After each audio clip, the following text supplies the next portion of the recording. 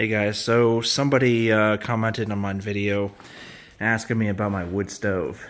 Not sure the brand of this wood stove. Let me turn the light on real quick. This was here when I bought the house. Previous owner installed it. I think it's from the 90s. And it's not EPA rated or any of that kind of stuff. It still has its adjustments that you can do for air intake, and it's a larger stove compared to the ones you can buy in I guess what do you call it, Tractor Supply. Tractor Supply sells stoves like this from US Stove that look just like this one, but they're half the size. I'm not sure the reason why they're half the size, but it's probably for some EPA stuff. Now this one, I think I've overfired it a couple times. This is before I knew anything about stoves, and I just kept throwing logs in there and throwing logs in there. And you can tell it's getting kind of white on the sides. I think it's been overfired, but it's still going. You know, when we first got here, the stove was all black. Now it's white. Yeah, this thing heats up the 2,400 square feet of this house pretty well. Before I knew how to use stoves, I didn't know anything about, you know, adjusting it with this little device here. Sorry, I don't know much about them still.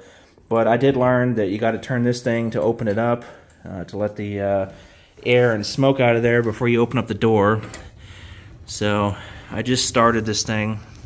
And yes, I know my camera is showing the fire as purple.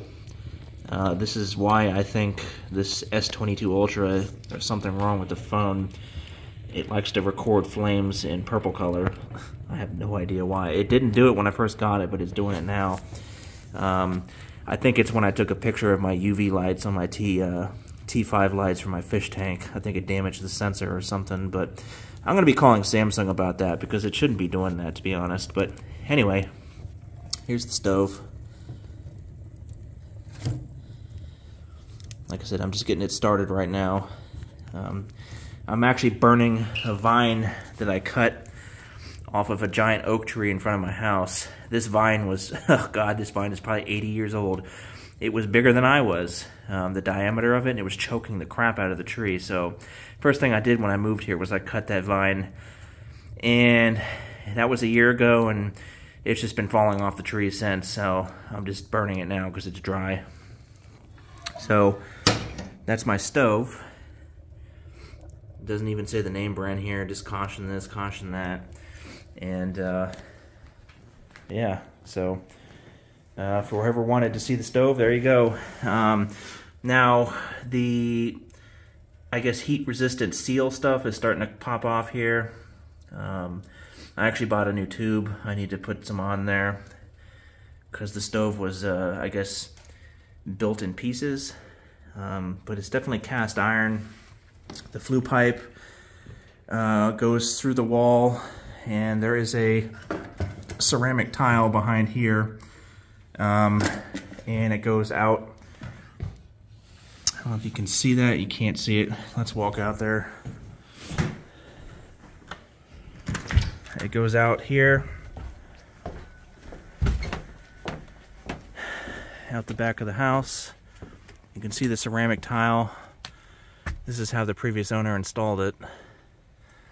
And it goes up through a stainless steel shield, and it's mounted to the roof with these little metal brackets right here to support the thing.